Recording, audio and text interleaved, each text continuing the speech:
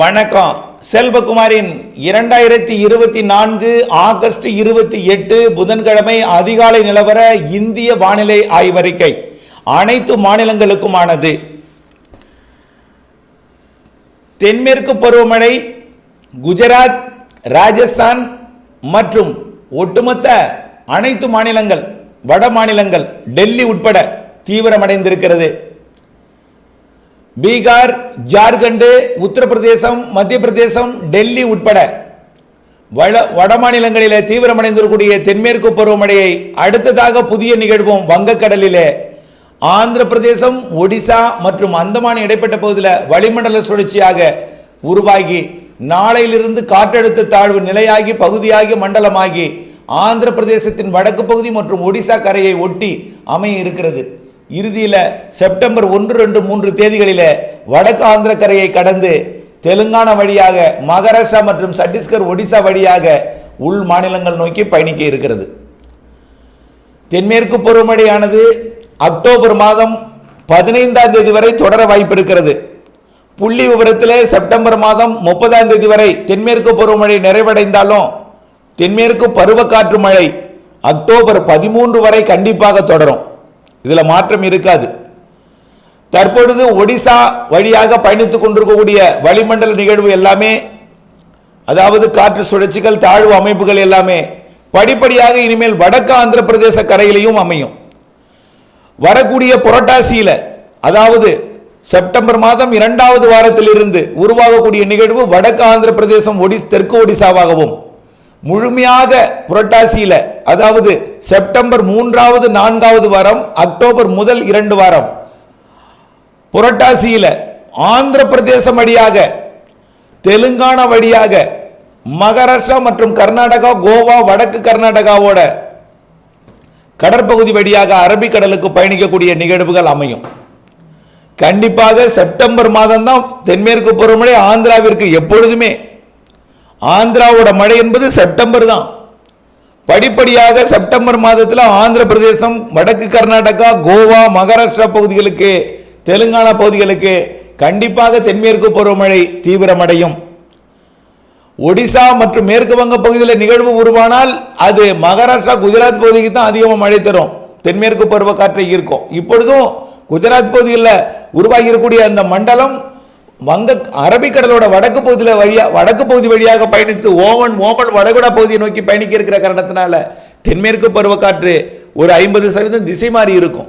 இருந்தாலும் இறுதியில் செப்டம்பர் 1, 2, 3 தேதிகளில் கரை கடக்கும் பொழுது படிப்படியாக காற்று திசை மாறி கொஞ்சம் தென்மேற்கு பருவமழையை ஆந்திராவிற்கும் கர்நாடகாவிற்கும் தெலுங்கானாவிற்கும் தீவிரப்படுத்தும். கண்டிப்பாக தென்மேற்கு பருவமழை ஆந்திர பிரதேசத்திற்கு இனிமேல் தான் இருக்கிறது என்பதை நினைவில் கொள்ள வேண்டும்.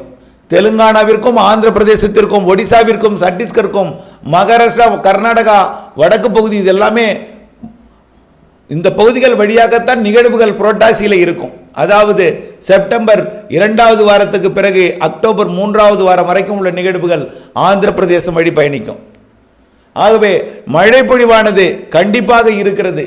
ஆனால் தற்பொழுது நிகழ்வு ஆந்திர பிரதேசத்தில் மையம் கொண்டு அது தெலுங்கானா வழியாக கரையை கடக்கக்கூடிய நேரத்தில் மட்டும்தான் இருகாற்று இணைவு எங்கே ஏற்படுகிறதோ அந்த இடத்தில் மழை பொழிவை அதிகரிக்க செய்யும். இருகாற்று இணைவு எங்கே ஏற்படுத்துகிறதோ அந்த இடத்தில் தான் மழை பொழிவை ஏற்படும்.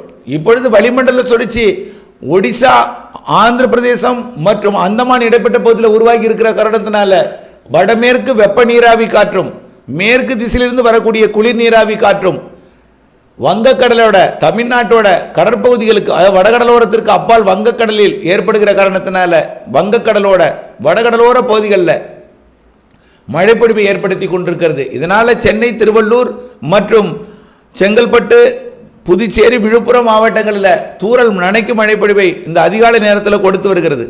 ஆகவே இருகாற்று இணைவு எங்கே ஏற்படுகிறதோ அங்கே மழைப்பொழிவை ஏற்படுத்தும். அதன் அடிப்படையில் தற்பொழுது உருவாகி இருக்கக்கூடிய இந்த காற்று சுழற்சியானது சுருங்கி ஒரு நன்கமைந்த அமைப்பாக மாறி ஆந்திர பிரதேசம் மற்றும் ஒடிசா இடைப்பட்ட பகுதியில் அமையும் பொழுது வடமேற்கு காற்று ஆந்திர பிரதேசம் வழியாக வறண்ட காற்றாக வந்து இருகாற்று இணைவை தெலுங்கானா மற்றும் ஆந்திர பிரதேசத்தின் வடக்கு பகுதி, ஒடிசா, சத்தீஸ்கர், மகாராஷ்டிரா பகுதிகளில் இருகாற்று இணைவை ஏற்படுத்தி தற்பொழுது உருவாகி இருக்கக்கூடிய வானிலை அமைப்பு வரக்கூடிய நாட்களிலே ஆந்திர பிரதேசம் வடக்கு, ஒடிசா, சத்தீஸ்கர், தெலுங்கானாவின் வடக்கு பகுதி, ஹைதராபாத் உட்பட நல்ல ஒரு மழைப்பொழிவு விஜயவாடாவிலிருந்து விஜயவாடாவிற்கு வடக்கே, அதேபோல அமராவதி மற்றும் ஹைதராபாத் நகருக்கு வடக்கே உள்ள செகந்திராபாத், ஹைதராபாத் உள்ளிட்ட பகுதிகளுக்கும் வரக்கூடிய நாட்களிலே மழைப்பொழிவை ஏற்படுத்தக்கூடிய இந்த வானிலை அமைப்பு கண்டிப்பாக அடுத்தடுத்த நிகழ்விலும் தொடரும். இதை விட கூடுதல் மழைப்பொழிவை கொடுக்கும் வகையில் தான் செப்டம்பர் மாதம் 2வது, 3வது, 4வது மற்றும் அக்டோபர் முதல் 2 வார நிகழ்வும் அமையும்.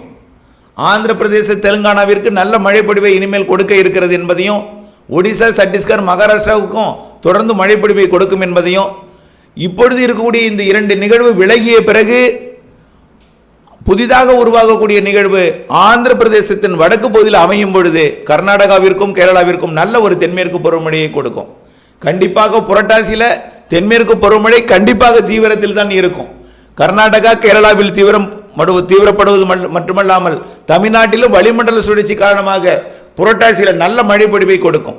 ஆந்திர பிரதேசம் அருகே அமைந்தாலும் அது தமிழ்நாட்டை ஒட்டி இருக்கும் என்பதனால் அந்த நிகழ்வு வடகடலோரம், வடவுள் மாவட்டங்களுக்கு புரட்டாசியில் நல்ல மழைப்பொழிவை கொடுக்கும். அனைத்து வட மாநிலங்களுக்கும் அந்த நிகழ்வு மழைப்பொழிவை கொடுப்பதற்கு, அதாவது செப்டம்பர் மாதம் 3வது வாரம் வரைக்கும் வட மாநிலங்களுக்கு நல்ல மழைப்பொழிவை கொடுக்கும். அக்டோபர் மாதம் முதல் வாரம் வரைக்கும் கூட வட மாநிலங்களின் தெற்கு பகுதி, அதாவது மத்திய பிரதேசம், உத்தரப்பிரதேசம், மகாராஷ்டிரா மற்றும் தெலுங்கானாவின் வடக்கு பகுதி, இதெல்லாம் நல்ல மழைப்பொழிவை வரக்கூடிய நாட்களில் கொடுக்க இருக்கிறது. ஆந்திர பிரதேசத்தை பொறுத்த வரைக்கும் செப்டம்பர் மாதம் பிற்பகுதி, அக்டோபர் முற்பகுதியில் நல்ல மழைப்பொழிவு காத்திருக்கிறது. தெலுங்கானாவிற்கும் வடகிழக்கு மாநிலங்களுக்கு வரக்கூடிய அக்டோபர் முதல் வாரம் வரைக்கும் நல்ல மழைப்பொழிவை கொடுக்கும் வானிலை அமைப்புகள் ஏற்படுத்தும்.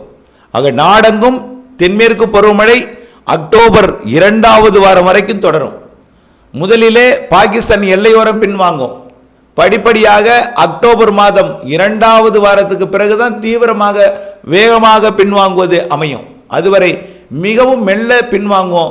ஆனால் மழைப்பொழிவு வலுவாக தொடரும் அக்டோபர் 2வது வாரம் வரைக்கும்.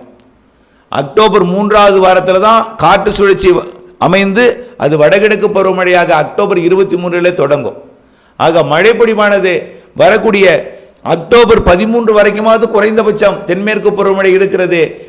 ஆந்திர பிரதேசம், தெலுங்கானா, கர்நாடகா, கோவா, மகாராஷ்டிரா மற்றும் ஒடிசா, சத்தீஸ்கர், கேரளா, கர்நாடகாவிற்கு புரட்டாசியில் நல்ல மழைப்பொழிவை கொடுக்க இருக்கிறது. நிகழ்வு அருகில் அமையும் பொழுது அந்த செட் ஆகும் பொழுது தான் சரியான மழை அமையும். நாள் முழுவதும், மாதம் முழுவதும் ஒரு இடத்துல மழைப்பொழிவை கொடுக்காது என்பதையும், செட் ஆகும் பொழுது மழைப்பொழிவு இருக்கும் என்பதையும், 4 சுற்று மழைப்பொழிவு, 4 நிகழ்வு சாதாரண நிகழ்வாக இருந்தாலும் அது வலுவான மழைப்பொழிவை தரக்கூடிய அமைப்பாக புரட்டாசியில் இருக்கிறது என்பதையும் தெளிவுபடுத்த விரும்புகிறேன். தமிழ்நாட்டை பொறுத்த வரைக்கும் தென்மேற்கு பருவமழை என்பது மழை மறைவு பிரதேசம் இருந்தாலும் மேற்கு தொடர்ச்சி மலைக்கும் அணைகள் நீர்பிடிப்பு பகுதிகளுக்கும் தென்மேற்கு பருவமழையும், தமிழ்நாட்டிலே காற்று சுழற்சி வெப்பசலனம் காரணமாக புரட்டாசியில் நல்ல மழைப்பொழிவு மதியம், மாலை, இரவு, நள்ளிரவு, அதிகாலை நேரங்களில் கொடுக்கும்.